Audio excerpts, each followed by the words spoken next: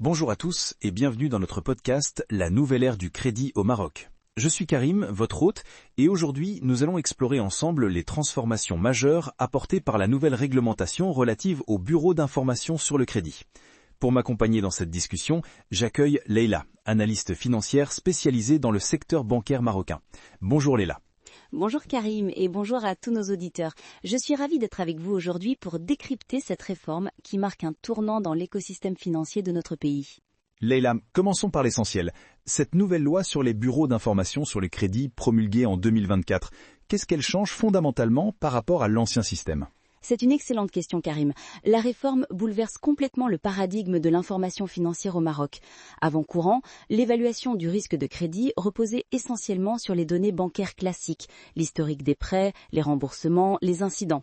La nouvelle loi élargit considérablement le périmètre des données qui peuvent être collectées et analysées. Pouvez-vous nous préciser quelles sont ces nouvelles sources d'informations qui seront désormais prises en compte ? Tout à fait. La réforme permet maintenant d'intégrer des données provenant des opérateurs de télécommunications, des délégataires de services publics comme l'eau et l'électricité, ainsi que diverses personnes morales de droit privé qui détiennent des informations utiles pour évaluer la solvabilité. C'est ce qu'on appelle des données alternatives. Et quel est l'intérêt de collecter toutes ces données alternatives pour le système financier ? L'enjeu principal est de réduire ce qu'on appelle l'asymétrie d'information entre les prêteurs et les emprunteurs. Plus un établissement financier dispose d'informations fiables sur votre comportement de paiement global, mieux il peut évaluer votre profil de risque. Cela permet notamment de mieux servir les personnes qui n'ont pas d'historique bancaire, comme les jeunes actifs ou les primo-entrepreneurs. C'est donc un levier pour l'inclusion financière ? Exactement. Cette réforme s'inscrit d'ailleurs directement dans la stratégie nationale d'inclusion financière, pilotée conjointement par le ministère de l'Économie et des Finances et Banque Al Maghrib. L'objectif est de permettre à davantage de Marocains, particuliers comme TPE, d'accéder au financement bancaire dans de meilleures conditions. Concrètement, comment ces nouvelles données vont-elles impacter les décisions de crédit des établissements financiers ? Selon Banque Al Maghrib, l'utilisation de ces données alternatives va permettre aux prêteurs de prendre des décisions plus rapides et mieux informées. Cela devrait aussi réduire les exigences en matière de garantie, ce qu'on appelle collatéral, et potentiellement diminuer les primes de risque, donc les taux d'intérêt appliqués. Pour les établissements financiers, c'est aussi une meilleure maîtrise du risque global de leur portefeuille. Mais qui va gérer toutes ces nouvelles données sensibles ? Est-ce que cela ne pose pas des questions de confidentialité ? C'est une préoccupation légitime. La loi prévoit un cadre strict. Seuls les bureaux d'information sur le crédit agréés par Banque Al Maghrib peuvent collecter et traiter ces informations. La Commission nationale de contrôle de protection des données à caractère personnel a d'ailleurs été impliquée dans l'élaboration de cette réforme pour garantir le respect de la vie privée. Il faut comprendre que ce n'est pas un système sauvage, tout est encadré et réglementé. On parle beaucoup de la révolution digitale dans le secteur financier. Est-ce que cette réforme s'inscrit aussi dans cette tendance ? Absolument, Karim.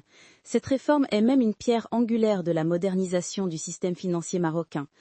Elle ouvre la voie à d'autres innovations comme l'open banking, qui fait actuellement l'objet d'études par Banque Al Maghrib. La réforme prépare aussi le terrain pour l'intégration de nouveaux acteurs non bancaires, comme les fintechs ou les plateformes de crowdfunding, qui vont enrichir l'écosystème financier. Le Maroc se positionne donc comme un pionnier dans la région sur ces questions ? Tout à fait. D'après les données partagées lors du récent symposium sur le sujet, cette réforme a déjà contribué à positionner le Maroc au 5e rang dans le classement Business Ready de la Banque mondiale, sur un échantillon d'une 50aine de pays. C'est une reconnaissance internationale de la qualité de notre cadre réglementaire en matière d'information financière. Pour conclure, Leila, quels sont selon vous les principaux défis qui attendent la mise en œuvre de cette réforme ? Le principal défi sera la coordination entre tous les acteurs, établissements de crédit, opérateurs télécoms, délégataires de services publics. Il faudra également veiller à la qualité et à la fiabilité des données partagées. Enfin, une attention particulière devra être portée à la pédagogie auprès du grand public pour que les citoyens comprennent l'intérêt de ce système et y adhèrent en toute confiance. Merci infiniment Leila pour ces explications claires et complètes sur cette réforme majeure du système financier marocain. Chers auditeurs, vous l'aurez compris, la nouvelle réglementation des bureaux d'information sur le crédit va bien au-delà d'un simple changement technique. C'est une transformation profonde qui promet de fluidifier l'accès au crédit et de favoriser l'inclusion financière dans notre pays.